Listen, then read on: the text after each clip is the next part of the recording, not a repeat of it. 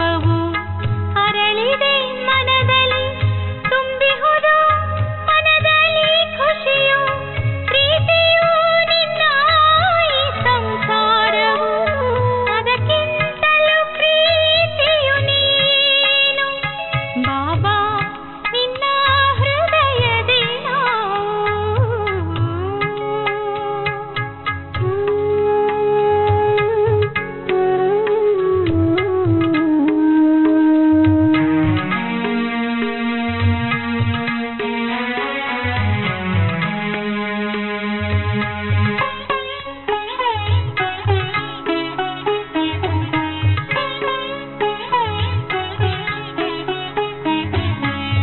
ಎದುರಿನಲ್ಲಿರಲಿ ನಯನದಲ್ಲಿರಲಿ ಹೃದಯದಿ ಹೊಮ್ಮಿದ ಮಾತೊಂದೇ, ನಿನ್ನನ್ನು ನೋಡುವೆ ನಿನ್ನನೇ ನೆನೆಯುವೆ ಪ್ರತಿ ಕ್ಷಣವೂ ದಿನರಾತ್ರಿಯಲಿ.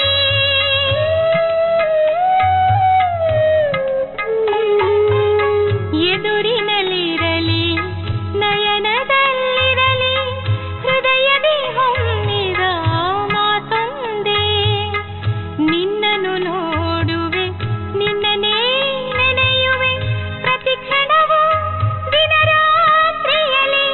ಸ್ನೇಹದ ಸಾಗರ ನೀನು ಬಾಬಾ, ಬಲು ವಿಚಿತ್ರನು ನೀನು ಬಾಬಾ, ನಿನ್ನ ಹೃದಯದಿ ನಾವು, ನಮ್ಮ ಹೃದಯದಿ ನೀನು, ನಮ್ಮ ಹೃದಯದಿ ನೀನು ಬಾಬಾ, ನಿನ್ನ ಹೃದಯದಿ ನಾವು, ನಮ್ಮ ಹೃದಯದಿ ನೀನು.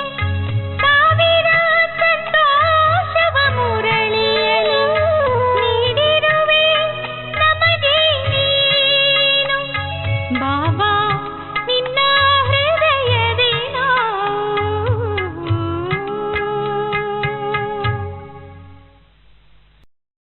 ಓಂ ಶಾಂತಿ. ಇಂದಿನ ದಿನಾಂಕ 11/3/2024. ಪ್ರಾರ್ಥ ಮುರುಳಿ ಬಾಪ್ತಾದ ಮಧುಬನ.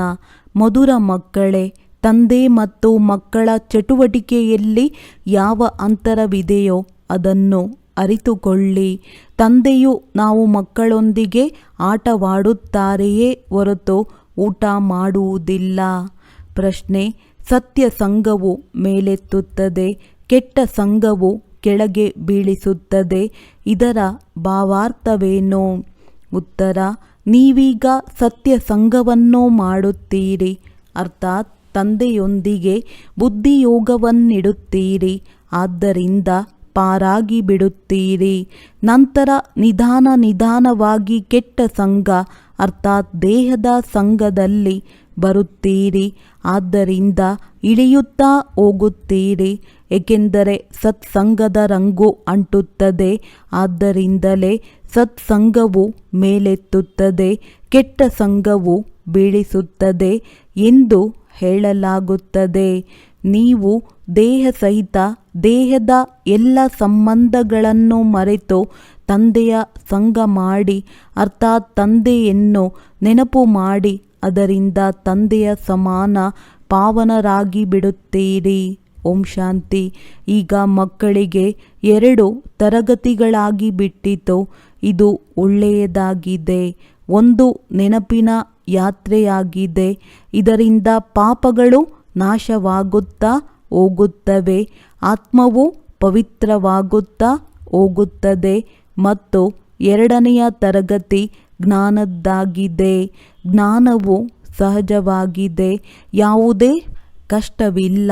ನಿಮ್ಮ ಸೇವಾ ಕೇಂದ್ರಕ್ಕೂ ಮತ್ತು ಇಲ್ಲಿಗೂ ಅಂತರವಿರುತ್ತದೆ. ಇಲ್ಲಂತೂ ತಂದೆ ಮತ್ತು ಮಕ್ಕಳು ಕುಳಿತಿದ್ದೀರಿ. ಈ ಮೇಳವು ತಂದೆ ಮತ್ತು ಮಕ್ಕಳ ಮೇಳವಾಗಿದೆ. ನಿಮ್ಮ ಸೇವಾ ಕೇಂದ್ರದಲ್ಲಿ ಕೇವಲ ಪರಸ್ಪರ ಮಕ್ಕಳ ಮೇಳವಾಗುತ್ತದೆ. ಆದ್ದರಿಂದ ಮಕ್ಕಳು ಸನ್ಮುಖದಲ್ಲಿ ಬರುತ್ತೀರಿ, ಬಲೆ ನೆನಪು ಮಾಡುತ್ತಾರೆ. ಆದರೆ ನೀವು ಸನ್ಮುಖದಲ್ಲಿ ನೋಡುತ್ತೀರಿ. ನಿಮ್ಮೊಂದಿಗೆ ಕುಳಿತುಕೊಳ್ಳುವೆನು, ನಿಮ್ಮೊಂದಿಗೆ ಮಾತನಾಡುವೆನು ತಂದೆಯು ತಿಳಿಸಿದ್ದಾರೆ. ತಂದೆ ಮತ್ತು ಮಕ್ಕಳ ಚಟುವಟಿಕೆಯಲ್ಲಿ ಅಂತರವಿದೆ ಅಂದ ಮೇಲೆ ವಿಚಾರ ಮಾಡಿ, ಇದರಲ್ಲಿ ತಂದೆಯ ಪಾತ್ರವೇನು ಮತ್ತು ರಥದ ಪಾತ್ರವೇನು? ತಂದೆಯು ರಥದ ಮೂಲಕ ಆಟವಾಡುತ್ತಾರೆಯೇ? ಹೌದು, ಆಟವಾಡುತ್ತಾರೆ. ಏಕೆಂದರೆ ನಿಮ್ಮೊಂದಿಗೆ ಕುಳಿತುಕೊಳ್ಳುವೆಂದು ಹೇಳುತ್ತಾರಲ್ಲವೇ? ಹಾಗೆಯೇ ನಿಮ್ಮೊಂದಿಗೆ ತಿನ್ನುವೆನು ಎಂದು ಹೇಳುತ್ತಾರೆ. ಆದರೆ ಅವರು ತಿನ್ನುವುದೇ ಇಲ್ಲ. ಮಕ್ಕಳ ಜೊತೆ ಆಟವಾಡುತ್ತಾರೆ, ಅದಂತೂ ತಂದೆಗೆ ಗೊತ್ತಿದೆ. ಇಬ್ಬರೂ ಆಡುತ್ತಾರೆ. ಎಲ್ಲವನ್ನು ಇಲ್ಲಿ ನಿಮ್ಮ ಜೊತೆಯಲ್ಲಿಯೇ ಮಾಡುತ್ತಾರೆ, ಏಕೆಂದರೆ ಅವರು ಪರಮ ಶಿಕ್ಷಕನೂ ಆಗಿದ್ದಾರೆ.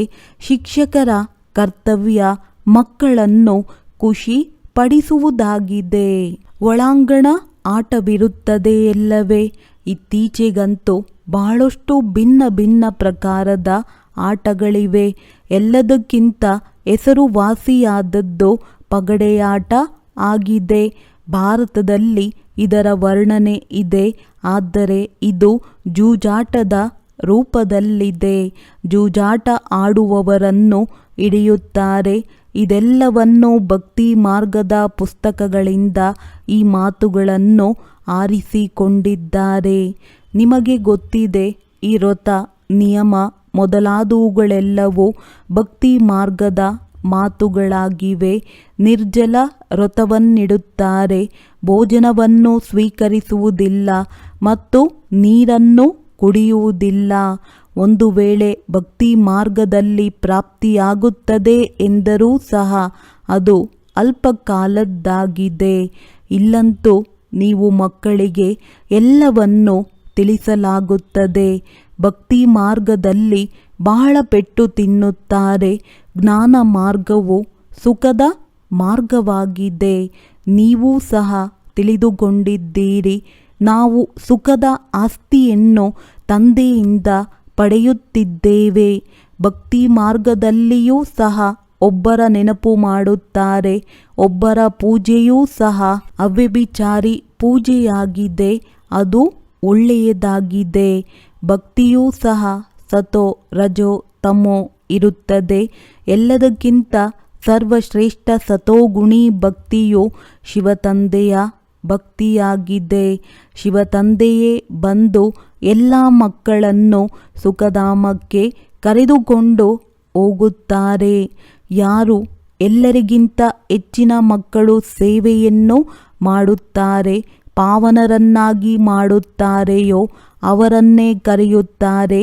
ಆದರೆ ಅವರನ್ನು ಕಲ್ಲು ಮುಳ್ಳಿನಲ್ಲಿದ್ದಾರೆಂದು ಹೇಳುತ್ತಾರೆ ಅಂದ ಮೇಲೆ ಇದು ನಿಂದನೆಯಾಯಿತಲ್ಲವೇ?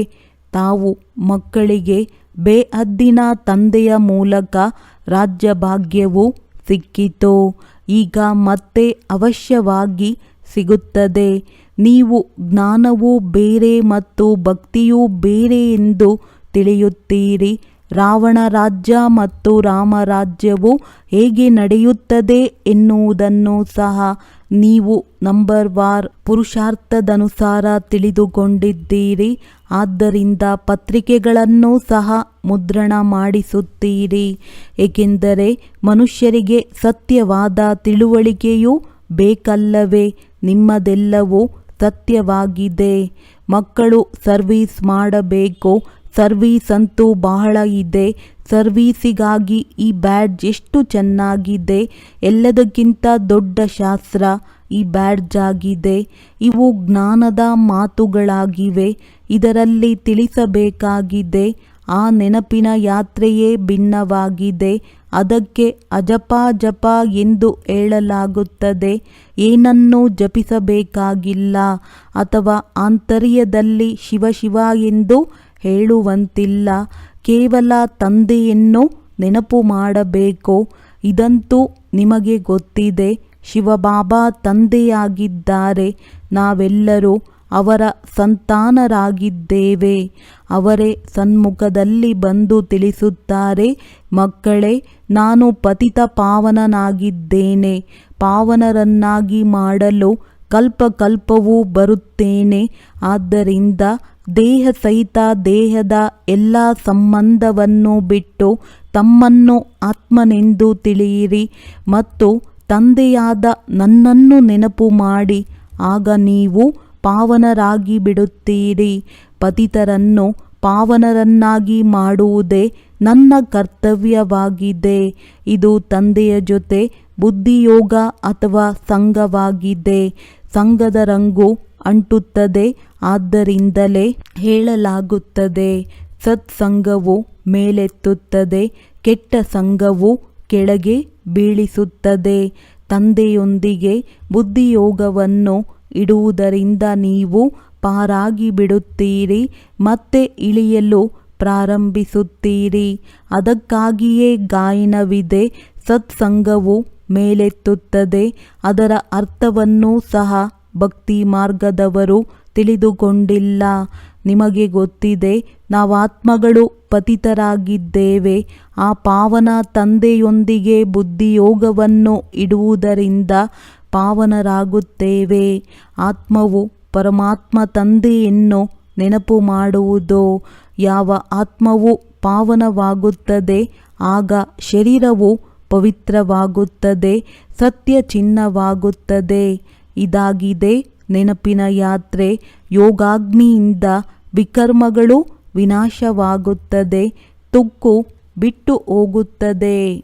ನೀವು ತಿಳಿದಿದ್ದೀರಿ, ಸತ್ಯಯುಗಿ ಹೊಸ ಪ್ರಪಂಚದಲ್ಲಿ ನಾವು ಪವಿತ್ರ ಸಂಪೂರ್ಣ ನಿರ್ವಿಕಾರಿಗಳಾಗಿದ್ದೆವು.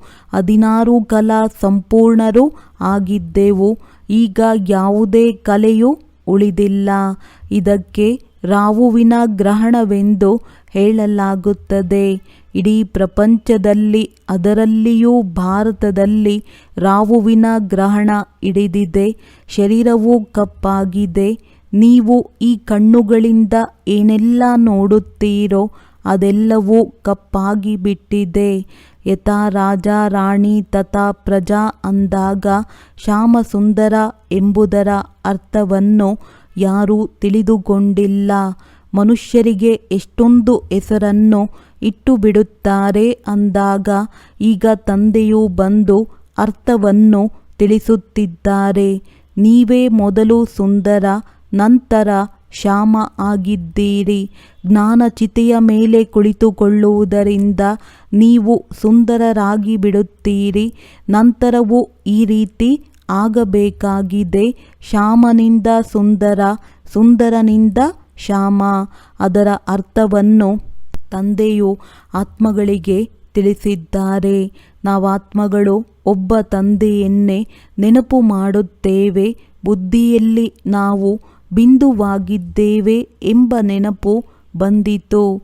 ಇದಕ್ಕೆ ಆತ್ಮ ಸಾಕ್ಷಾತ್ಕಾರ ಎಂದು ಹೇಳಲಾಗುತ್ತದೆ. ನಂತರ ನೋಡುವುದಕ್ಕೆ ಒಳನೋಟವಿರುತ್ತದೆ. ಇದಂತೂ ತಿಳಿದುಕೊಳ್ಳುವಂತಹ ಮಾತುಗಳಾಗಿವೆ. ಆತ್ಮವು ತಿಳಿದಿದೆ, ನಾನು ಆತ್ಮನಾಗಿದ್ದೇನೆ. ಇದು ನನ್ನ ಶರೀರವಾಗಿದೆ. ನಾವು ಶರೀರದಲ್ಲಿ ಬಂದು ಪಾತ್ರವನ್ನಭಿನಯಿಸುತ್ತಿದ್ದೇವೆ. ನಾಟಕದನುಸಾರವಾಗಿ ಮೊಟ್ಟಮೊದಲು ನಾವು ಬರುತ್ತೇವೆ. ಆತ್ಮಗಳೆಲ್ಲರೂ ಇದ್ದಾರೆ. ಕೆಲವರಲ್ಲಿ ಕೆಲವೊಂದು ಪಾತ್ರವಿದೆ, ಕೆಲವರಲ್ಲಿ ಕೆಲವೊಂದು. ಇದು ಬಹಳ ದೊಡ್ಡ ಬೇಹದ್ದಿನ ನಾಟಕವಾಗಿದೆ. ಇದರಲ್ಲಿ ನಂಬರ್ವಾರ್ ಹೇಗೆ ಬರುತ್ತಾರೆ, ಹೇಗೆ ಪಾತ್ರವನ್ನಭಿನಯಿಸುತ್ತಾರೆ, ಇದನ್ನು ನೀವು ತಿಳಿದುಕೊಂಡಿದ್ದೀರಿ. ಮೊಟ್ಟಮೊದಲು ದೇವಿ ದೇವತೆಗಳ ಮನೆತನವಿರುತ್ತದೆ. ಈ ಜ್ಞಾನವು ನಿಮಗೆ ಈ ಪುರುಷೋತ್ತಮ ಸಂಗಮಯುಗದಲ್ಲಿ ಸಿಕ್ಕಿದೆ. ನಂತರದಲ್ಲಿ ಇದೆಲ್ಲವೂ ನೆನಪಿನಲ್ಲಿರುವುದಿಲ್ಲ. ಸ್ವಯಂ ತಂದೆಯೂ ತಿಳಿಸುತ್ತಾರೆ, ಈ ಜ್ಞಾನವು ಪ್ರಾಯಲೋಪವಾಗಿ ಬಿಡುವುದು. ಈ ದೇವಿ ದೇವತಾ ಧರ್ಮದ ಸ್ಥಾಪನೆಯು ಹೇಗಾಗುತ್ತದೆ ಎಂದು ಯಾರಿಗೂ ತಿಳಿದಿಲ್ಲ. ಚಿತ್ರವಂತೂ ಇದೆ, ಆದರೆ ಅದು ಹೇಗೆ ಸ್ಥಾಪನೆಯಾಯಿತೋ ಯಾರಿಗೂ ಗೊತ್ತಿಲ್ಲ. ನೀವು ಮಕ್ಕಳಿಗೆ ಗೊತ್ತಿದೆ ಅಂದ ಮೇಲೆ ನಂತರ ನೀವು ಅನ್ಯರನ್ನು ತಮ್ಮ ಸಮಾನರನ್ನಾಗಿ ಮಾಡಿಕೊಳ್ಳುತ್ತೀರಿ. ಬಹಳ ಮಕ್ಕಳಾಗಿ ಬಿಡುತ್ತಾರೆಂದರೆ ನಂತರ ಧ್ವನಿವರ್ಧಕ ಯಂತ್ರವನ್ನು ಇಟ್ಟುಕೊಳ್ಳಬೇಕಾಗಿದೆ. ಅವಶ್ಯವಾಗಿ ಯಾರಾದರೂ ಯುಕ್ತಿಗಳನ್ನು ರಚಿಸುತ್ತಾರೆ ಅಂದಾಗ ಬಹಳ ದೊಡ್ಡ ಸಾರ್ವಜನಿಕ ಸಭಾಂಗಣದ ಅವಶ್ಯಕತೆ ಇರುವುದು. ಹೇಗೆ ಕಲ್ಪದ ಹಿಂದೆ ಯಾರೆಲ್ಲ ಪಾತ್ರವನ್ನು ಅಭಿನಯಿಸಿದ್ದರೋ ಅವರೇ ನಂತರ ಮಾಡುತ್ತಾರೆ. ಇದು ತಿಳುವಳಿಕೆಯಲ್ಲಿ ಬರುತ್ತದೆ ಅಂದಾಗ ಮಕ್ಕಳು ವೃದ್ಧಿ ಹೊಂದುತ್ತಿರುತ್ತಾರೆ. ತಂದೆಯು ತಿಳಿಸಿದರೂ ವಿವಾಹಕ್ಕಾಗಿ ಯಾವ ಧರ್ಮಶಾಲೆ ಮುಂತಾದವನ್ನು ಕಟ್ಟಿರುತ್ತಾರೆಯೋ ಅವರಿಗೂ ಸಹ ಹೋಗಿ ತಿಳಿಸಬೇಕು. ಇದನ್ನೂ ಸಹ ವಿವಾಹಕ್ಕಾಗಿ ಧರ್ಮಶಾಲೆ ಮುಂತಾದವೆಲ್ಲವೂ ಕಟ್ಟಿರುತ್ತಾರಲ್ಲವೇ. ಯಾರು ನಮ್ಮ ಕುಲದವರಾಗಿರುತ್ತಾರೆ ಅವರು ತಕ್ಷಣ ತಿಳಿದುಕೊಳ್ಳುತ್ತಾರೆ. ಯಾರು ಈ ಕುಲದವರಲ್ಲವೋ ಅವರು ವಿಘ್ನವನ್ನು ಹಾಕುತ್ತಿರುತ್ತಾರೆ. ಯಾರು ಕುಲದವರಾಗಿರುತ್ತಾರೆ ಅವರು ಇದನ್ನು ಒಪ್ಪುತ್ತಾರೆ ಮತ್ತು ಸತ್ಯವೆಂದು ಹೇಳುತ್ತಾರೆ. ಯಾರು ಈ ಧರ್ಮದವರಲ್ಲವೋ ಅವರು ಜಗಳವಾಡುತ್ತಿರುತ್ತಾರೆ. ಈ ಪದ್ಧತಿಯು ನಡೆಯುತ್ತಲೇ ಬಂದಿದೆ ಎಂದು ಹೇಳುತ್ತಾರೆ. ಇದು ಪವಿತ್ರ ಮಾರ್ಗವೂ ಆಗಿದೆ. ನಂತರ ತಂದೆಯು ಪಾವನರನ್ನಾಗಿ ಮಾಡಲು ಬಂದಿದ್ದಾರೆ. ನೀವು ಪವಿತ್ರತೆಗಾಗಿ ಪ್ರಯತ್ನಿಸುತ್ತೀರಿ. ಅದಕ್ಕೆ ಎಷ್ಟೊಂದು ವಿಘ್ನಗಳು ಬೀಳುತ್ತವೆ. ಹಾಂಗ್ಕಾಂಗ್ನಲ್ಲಿರುವವರಿಗೆ ಎಷ್ಟೊಂದು ಮಾನ್ಯತೆ ಕೊಡುತ್ತಾರೆ. ಪೋಪ್ಗೂ ಸಹ ಮಾನ್ಯತೆ ಕೊಡುತ್ತಾರೆ. ಪೋಪ್ ಬಂದು ಏನು ಮಾಡುತ್ತಾರೆ ಎಂದು ನೀವು ತಿಳಿದುಕೊಂಡಿದ್ದೀರಿ.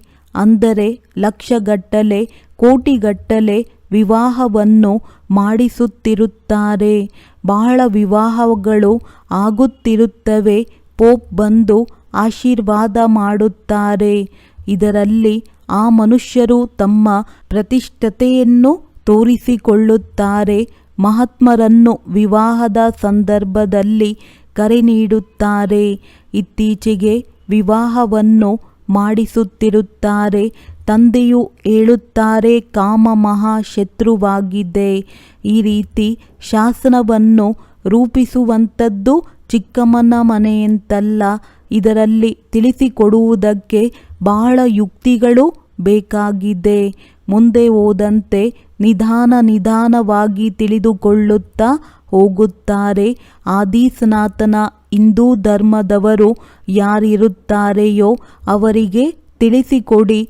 ಆಗ ಅವರು ತಕ್ಷಣ ತಿಳಿದುಕೊಳ್ಳಲು ಸಾಧ್ಯ. ಸರಾಸರಿ ಆದಿ ಸನಾತನ ಧರ್ಮವಿತ್ತು. ಅದೇ ಹಿಂದೂ ಧರ್ಮವಾಗಿದೆ. ಹೇಗೆ ನೀವು ತಂದೆಯ ಮೂಲಕ ತಿಳಿದುಕೊಂಡಿದ್ದೀರಿ ಹಾಗೆಯೇ ಅನ್ಯರಿಗೂ ತಿಳಿಸುತ್ತಾ ವೃದ್ಧಿ ಹೊಂದುತ್ತಿರುತ್ತೀರಿ. ಇದು ಸಹ ಪಕ್ಕಾ ನಿಶ್ಚಯವಿದೆ.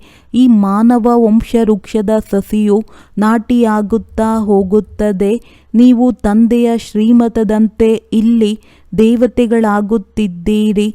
ಇವರು ಹೊಸ ಪ್ರಪಂಚದಲ್ಲಿ ಇರುವವರಾಗಿದ್ದಾರೆ. ತಂದೆಯು ಸಂಗಮ ಯುಗದಲ್ಲಿ ಬಂದು ನಮಗೆ ವರ್ಗಾವಣೆ ಮಾಡುತ್ತಾರೆಂದು ಮೊದಲು ನಿಮಗೆ ಸ್ವಲ್ಪವೂ ತಿಳಿದಿರಲಿಲ್ಲ ಎಂದೂ ಸಹ ಗೊತ್ತಿರಲಿಲ್ಲ. ಇದಕ್ಕೆ ಸತ್ಯವಾದ ಪುರುಷೋತ್ತಮ ಸಂಗಮ ಯುಗವೆಂದು ಹೇಳಲಾಗುತ್ತದೆ ಎಂದು ಈಗ ನೀವು ತಿಳಿದುಕೊಂಡಿದ್ದೀರಿ. ಈಗ ನೀವು ಪುರುಷೋತ್ತಮರಾಗುತ್ತಿದ್ದೀರಿ. ಈಗ ಎಷ್ಟು ಪುರುಷಾರ್ಥ ಮಾಡುತ್ತೀರೋ ಅಷ್ಟು ಆಗುತ್ತೀರಿ. ಪ್ರತಿಯೊಬ್ಬರೂ ತಮ್ಮೊಂದಿಗೆ ತಾವು ಕೇಳಿಕೊಳ್ಳಬೇಕಾಗಿದೆ. ಶಾಲೆಯಲ್ಲಿ ಯಾವ ಸಬ್ಜೆಕ್ಟ್ನಲ್ಲಿ ಬಲಹೀನರಾಗಿದ್ದಾರೆ ಅದರಲ್ಲಿ ಅನುತ್ತೀರ್ಣರಾಗುತ್ತಾರೆಂದು ತಿಳಿದು ಬರುತ್ತದೆ. ಇದು ಸಹ ಪಾಠಶಾಲೆಯಾಗಿದೆ ಮತ್ತು ಸ್ಕೂಲ್ ಆಗಿದೆ. ಗೀತಾ ಪಾಠಶಾಲೆಯಂತೂ ಪ್ರಸಿದ್ಧವಾಗಿದೆ. ನಂತರ ಅದರ ಹೆಸರನ್ನು ಸ್ವಲ್ಪ ಬದಲಾಯಿಸುತ್ತಾರೆ. ಸತ್ಯಗೀತೆ, ಸುಳ್ಳು ಗೀತೆ ಎಂದು ನೀವು ಬರೆಯುತ್ತೀರಿ. ಇದರಿಂದಲೂ ಸಹ ಮನುಷ್ಯರು ಕೋಪಿಸಿಕೊಳ್ಳುತ್ತಾರೆ. ಅವಶ್ಯವಾಗಿ ಏರುಪೇರುಗಳಾಗುತ್ತವೆ. ಇದರಲ್ಲಿ ಹೆದರುವ ಮಾತಿಲ್ಲ. ಇತ್ತೀಚೆಗಂತೂ ಬಸ್ಸುಗಳನ್ನು ಸುಟ್ಟು ಹಾಕುತ್ತಾರೆ. ಇದಂತೂ ಫ್ಯಾಷನ್ ಆಗಿಬಿಟ್ಟಿದೆ. ಯಾರು ಏನನ್ನು ಕಲಿಸುತ್ತಾರೆಯೋ ಅದನ್ನೇ ಕಲಿತಿದ್ದಾರೆ. ಮೊದಲಿಗಿಂತಲೂ ಹೆಚ್ಚಿನದಾಗಿ ಎಲ್ಲವನ್ನು ಕಲಿತು ಬಿಟ್ಟಿದ್ದಾರೆ. ಪಿಕೆಟಿಂಗ್ ಮೊದಲಾದವನ್ನು ಮಾಡುತ್ತಿರುತ್ತಾರೆ. ಸರ್ಕಾರಕ್ಕೂ ಸಹ ನಷ್ಟ ಉಂಟಾಗುತ್ತದೆ ಎಂದರೆ ಕಂದಾಯವನ್ನು ಹೆಚ್ಚಿಸಲಾಗುತ್ತದೆ. ಒಂದು ದಿನ ಬ್ಯಾಂಕ್ ಮೊದಲಾದ ಎಲ್ಲರ ಸಂಪತ್ತನ್ನು ಹೊರಹಾಕುತ್ತದೆ. ದವಸ ಧಾನ್ಯಗಳಿಗಾಗಿಯೂ ಸಹ ಎಲ್ಲಿಯೂ ಹೆಚ್ಚಿನದಾಗಿ ಇವರು ಇಟ್ಟುಕೊಂಡಿಲ್ಲವೇ ಎಂದು ಶೋಧನೆ ಮಾಡುತ್ತಾರೆ. ನೀವು ಈ ಎಲ್ಲ ಮಾತುಗಳಿಂದ ಬಿಡುಗಡೆಯಾಗಿದ್ದೀರಿ. ನಿಮಗಂತೂ ಮುಖ್ಯವಾದುದು ನೆನಪಿನ ಯಾತ್ರೆಯಾಗಿದೆ. ತಂದೆಯು ತಿಳಿಸುತ್ತಾರೆ, ಈ ಮಾತುಗಳೊಂದಿಗೆ ನನಗೆ ಯಾವುದೇ ಸಂಬಂಧವಿಲ್ಲ. ಕೇವಲ ನನ್ನ ಕೆಲಸವು ಮಾರ್ಗವನ್ನು ತಿಳಿಸುವುದಾಗಿದೆ. ಅದರಿಂದ ನಿಮ್ಮ ದುಃಖವೆಲ್ಲವೂ ದೂರವಾಗಿ ಬಿಡುತ್ತದೆ. ಈ ಸಮಯದಲ್ಲಿ ನಿಮ್ಮ ಕರ್ಮಗಳ ಲೆಕ್ಕಾಚಾರವು ಸಮಾಪ್ತಿಯಾಗುತ್ತದೆ. ಒಳಗಿರುವ ಕಾಯಿಲೆ ಮೊದಲಾದುವೆಲ್ಲವೂ ಹೊರಬರುತ್ತದೆ. ಅಂತ್ಯದಲ್ಲಿ ಉಳಿದುಕೊಂಡಿರುವ ಕರ್ಮಗಳ ಲೆಕ್ಕಾಚಾರವು ಸಮಾಪ್ತಿಯಾಗಬೇಕಾಗಿದೆ. ಅಂದಾಗ ಇದರಲ್ಲಿ ಹೆದರಬಾರದು. ರೋಗಿಯಾದಾಗಲೂ ಸಹ ಮನುಷ್ಯರಿಗೆ ಭಗವಂತನ ನೆನಪನ್ನು ತರಿಸುತ್ತಾರಲ್ಲವೇ. ನೀವು ಆಸ್ಪತ್ರೆಯಲ್ಲಿಯೂ ಸಹ ಹೋಗಿ ಜ್ಞಾನವನ್ನು ತಿಳಿಸಿ ತಂದೆಯನ್ನು ನೆನಪು ಮಾಡಿದರೆ ವಿಕರ್ಮಗಳು ವಿನಾಶವಾಗುತ್ತವೆ. ಕೇವಲ ಈ ಜನ್ಮದ ಮಾತಲ್ಲ, ಭವಿಷ್ಯದ 21 ಜನ್ಮಗಳಿಗಾಗಿ ನಾವು ಗ್ಯಾರಂಟಿ ಕೊಡುತ್ತೇವೆ. ತಾವು ಎಂದೂ ರೋಗಿಯಾಗುವುದಿಲ್ಲ. ಒಬ್ಬ ತಂದೆಯನ್ನು ನೆನಪು ಮಾಡುವುದರಿಂದ ನಿಮ್ಮ ಆಯಸ್ಸು ಸಹ ವೃದ್ಧಿಯಾಗುತ್ತದೆ. ಭಾರತವಾಸಿಗಳದ್ದು ದೀರ್ಘಾಯಸ್ಸಿತ್ತು. ನಿರೋಗಿಯಾಗಿದ್ದೀರಿ. ಈಗ ತಂದೆಯು ಶ್ರೇಷ್ಠರಾಗಲು ನಿಮಗೆ ಶ್ರೀಮತವನ್ನು ಕೊಡುತ್ತಾರೆ. ಪುರುಷೋತ್ತಮ ಶಬ್ದವನ್ನು ನೀವು ಎಂದು ಮರೆಯಬಾರದು. ಕಲ್ಪಕಲ್ಪವೂ ನೀವೇ ಆಗುತ್ತೀರಿ. ಅಂದಾಗ ಈ ರೀತಿ ಹೇಳುವವರು ಮತ್ಯಾರೂ ಇಲ್ಲ. ಅಂದಾಗ ಇಂತಹ ಸರ್ವೀಸನ್ನು ಬಹಳ ಮಾಡಬೇಕು. ವೈದ್ಯರೊಂದಿಗೆ ಯಾವುದೇ ಸಮಯದಲ್ಲಿ ಅವಕಾಶವನ್ನು ತೆಗೆದುಕೊಂಡು ತಿಳಿಸಬಹುದು. ನೌಕರಿ ಮಾಡುವವರೂ ಸಹ ಬಹಳ ಸರ್ವೀಸ್ ಮಾಡಬಹುದು. ರೋಗಿಗಳಿಗೂ ಸಹ ತಿಳಿಸಿ, ನಮಗೂ ದೊಡ್ಡ ವೈದ್ಯರಿದ್ದಾರೆ. ಅವಿನಾಶಿ ಬೇಹದ್ದಿನ ಸರ್ಜನ್ ಆಗಿದ್ದಾರೆ. ನಾವು ಅವರ ಮಕ್ಕಳಾಗಿದ್ದೇವೆ. ಅದರಿಂದ ನಾವು 21 ಜನ್ಮಗಳಲ್ಲಿ ನಿರೋಗಿಗಳಾಗುತ್ತೇವೆ. ಆರೋಗ್ಯ ಮಂತ್ರಿಗೂ ಹೋಗಿ ತಿಳಿಸಿ, ಆರೋಗ್ಯವನ್ನು ಸುಧಾರಣೆ ಮಾಡುವುದಕ್ಕೋಸ್ಕರ ಇಷ್ಟೇಕೆ ತಲೆಕೆಡಿಸಿಕೊಳ್ಳುತ್ತೀರಿ? ಸತ್ಯಯುಗದಲ್ಲಿ ಬಹಳ ಕಡಿಮೆ ಮನುಷ್ಯರಿದ್ದರು. ಸುಖ, ಶಾಂತಿ, ಪವಿತ್ರತೆ ಎಲ್ಲವೂ ಇತ್ತು. ಇಡೀ ಪ್ರಪಂಚದಲ್ಲಿ ನೀವೇ ಎಲ್ಲರ ಕಲ್ಯಾಣ ಮಾಡುವವರಾಗಿದ್ದೀರಿ. ನೀವು ಮಾರ್ಗದರ್ಶಕರಾಗಿದ್ದೀರಲ್ಲವೇ. ಪಾಂಡವ ಸಂಪ್ರದಾಯದವರಾಗಿದ್ದೀರಿ. ಇದು ಯಾರ ಬುದ್ಧಿಯಲ್ಲಿಯೂ ಇರುವುದಿಲ್ಲ. ಆಹಾರ ಮಂತ್ರಿಗೂ ಹೋಗಿ ತಿಳಿಸಿ, ಮೊಟ್ಟ ಮೊದಲು ಎಲ್ಲರಿಗಿಂತ ದೊಡ್ಡ ಆಹಾರ ಮಂತ್ರಿ ಶಿವತಂದೆಯಾಗಿದ್ದಾರೆ. ಇಷ್ಟು ಆಹಾರ ಕೊಡುತ್ತಾರೆ. ಅದರಿಂದ ಸ್ವರ್ಗದಲ್ಲಿ ಎಂದೂ ಯಾವುದೇ ಕೊರತೆಯೇ ಇರುವುದಿಲ್ಲ. ಈಗ ನೀವು ಸಂಗಮ ಯುಗದಲ್ಲಿದ್ದೀರಿ. ಪೂರ್ಣ ಚಕ್ರವೂ ನಿಮ್ಮ ಬುದ್ಧಿಯಲ್ಲಿದೆ. ಆದ್ದರಿಂದ ನಿಮ್ಮನ್ನು ಸ್ವದರ್ಶನ ಚಕ್ರಧಾರಿಗಳೆಂದು ಹೇಳುತ್ತಾರೆ. ಆದರೆ ಭಾರತವು ಬಹಳ ಬಡ ರಾಷ್ಟ್ರವಾಗಿದೆ. ಬುದ್ಧಿವಂತರು ಬಂದು ಬುದ್ಧಿವಂತಿಕೆಯನ್ನು ಕಲಿಸುತ್ತಿರುತ್ತಾರೆ. ಅಂದಾಗ ಇದು ಸಹ ನೀವು ಮಕ್ಕಳ ಬುದ್ಧಿಯಲ್ಲಿದೆ. ಒಳ್ಳೆಯದು. ಮಧುರಾತಿ ಮಧುರ ಅಗಲಿ ಹೋಗಿ ಮರಳಿ ಸಿಕ್ಕಿರುವ ಮಕ್ಕಳ ಪ್ರತಿ ಮಾತ್ಪಿತಾ ಬಾಪ್ ತಾದಾರವರ ನೆನಪು, ಪ್ರೀತಿ ಹಾಗೂ ಸುಪ್ರಭಾತ. ಆತ್ಮಿಕ ಮಕ್ಕಳಿಗೆ ಆತ್ಮಿಕ ತಂದೆಯ ನಮಸ್ತೆ. ಧಾರಣೆಗಾಗಿ ಮುಖ್ಯ ಸಾರ. ಒಬ್ಬ ತಂದೆಯನ್ನು ಜೊತೆಗಾರರನ್ನಾಗಿ ಮಾಡಿಕೊಂಡು ನಿಮ್ಮೊಂದಿಗೆ ಕುಳಿತುಕೊಳ್ಳುವೆನು, ನಿಮ್ಮೊಂದಿಗೆ ತಿನ್ನುವೆನು, ನಿಮ್ಮೊಂದಿಗೆ ಕೇಳುವೆನು. ಇದನ್ನು ಅನುಭವ ಮಾಡಬೇಕಾಗಿದೆ. ಕೆಟ್ಟ ಸಂಘವನ್ನು ಬಿಟ್ಟು ಸತ್ಸಂಗದಲ್ಲಿರಬೇಕಾಗಿದೆ. ಕರ್ಮಗಳ ಲೆಕ್ಕಾಚಾರವನ್ನು ನೆನಪಿನ ಯಾತ್ರೆ ಹಾಗೂ ಕರ್ಮಭೋಗದಿಂದ ಸಮಾಪ್ತಿ ಮಾಡಿ ಸಂಪೂರ್ಣ ಪಾವನರಾಗಬೇಕಾಗಿದೆ. ಸಂಗಮ ಯುಗದಲ್ಲಿ ಸ್ವಯಂವನ್ನು ಸಂಪೂರ್ಣ ವರ್ಗಾವಣೆ ಮಾಡಬೇಕಾಗಿದೆ. ವರದಾನ: ಹೃದಯದಿಂದ ನನ್ನ ಬಾಬಾ ಎಂದು ಹೇಳುತ್ತಾ ಸತ್ಯವಾದ ವ್ಯಾಪಾರ ಮಾಡುವಂತಹ ಬಲಿಹಾರಿ ಅಥವಾ ಮರುಜೀವ ಭವ. ಬ್ರಹ್ಮ ಕುಮಾರ ಕುಮಾರಿ ಆಗುವುದು ಎಂದರೆ ಬಲಿಹಾರಿಯಾಗುವುದು. ಯಾವಾಗ ಹೃದಯದಿಂದ ಹೇಳುವಿರಿ ನನ್ನ ಬಾಬಾ, ಆಗ ಬಾಬಾ ಸಹ ಹೇಳುತ್ತಾರೆ, ಮಕ್ಕಳೇ ಎಲ್ಲ ನಿಮ್ಮದು ಎಂದು. ಇಲ್ಲ ಪ್ರವೃತ್ತಿಯಲ್ಲಿರಲಿ, ಇಲ್ಲ ಸೆಂಟರ್ನಲ್ಲಿರಲಿ, ಆದರೆ ಯಾರು ಹೃದಯದಿಂದ ಹೇಳುತ್ತಾರೆ ನನ್ನ ಬಾಬಾ ಎಂದಾಗ ತಂದೆಯು ತನ್ನವರನ್ನಾಗಿ ಮಾಡಿಕೊಂಡರು. ಇದು ಹೃದಯದ ವ್ಯಾಪಾರವಾಗಿದೆ, ಮುಖದ ಸ್ಥೂಲ ವ್ಯಾಪಾರವಲ್ಲ. ಬಲಿಹಾರಿ ಎಂದರೆ ಶ್ರೀಮತದ ಗೆರೆಯ ಒಳಗಡೆ ಇರುವಂಥವರು. ಈ ರೀತಿ ಬಲಿಹಾರಿಯಾಗುವವರೇ ಮರುಜೀವ ಬ್ರಾಹ್ಮಣರಾಗಿದ್ದಾರೆ. ಸ್ಲೋಗನ್: ಒಂದು ವೇಳೆ ನನ್ನದು ಎನ್ನುವ ಶಬ್ದದ ಜೊತೆ ಪ್ರೀತಿ ಇದ್ದಲ್ಲಿ ಅನೇಕ ನನ್ನದು ಎನ್ನುವುದು ಬಾಬಾ ಎನ್ನುವುದರಲ್ಲಿ ಸಮಾವೇಶವಾಗಿ ಬಿಡುವುದು. ಒಳ್ಳೆಯದು. ಓಂ ಶಾಂತಿ.